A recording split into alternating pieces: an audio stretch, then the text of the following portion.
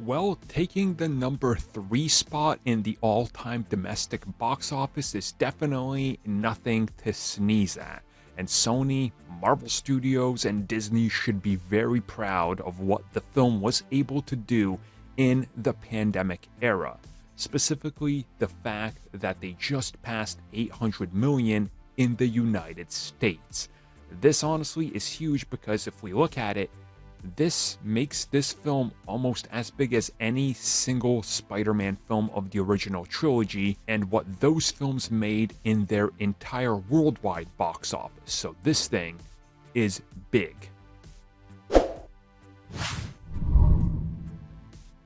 It definitely looks like 2 billion is out of the question, but again, that's whatever, right? Like, sure, it would have been cool, but again, so much going against this film, and again, the whole pandemic thing and how the film had to roll out, and the fact that theaters everywhere were not also open and people were still afraid to go. So yeah, it's a lot. It won't hit 2 billion, but hitting 800 million in the United States alone is huge, and I think that's just an important piece of a bigger puzzle here in regards to everything that should be celebrated with Spider-Man No Way Home.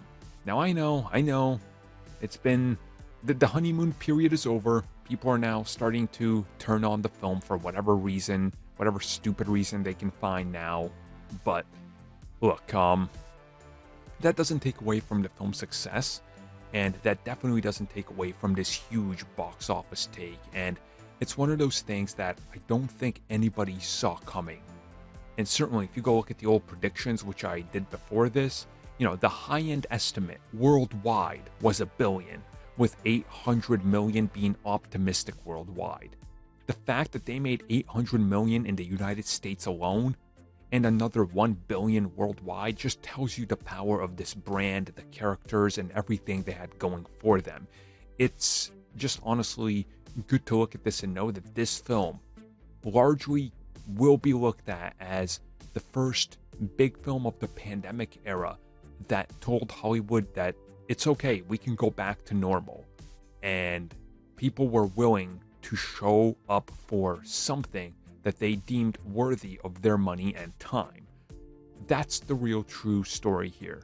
Yeah, 800 million in America is great. Yeah, 1.8 billion or whatever, 1.8889 billion, whatever it's at by the time, everything's officially accounted for every territory is great. But the real big victory here is that Spider-Man largely put everything back to normal for many people.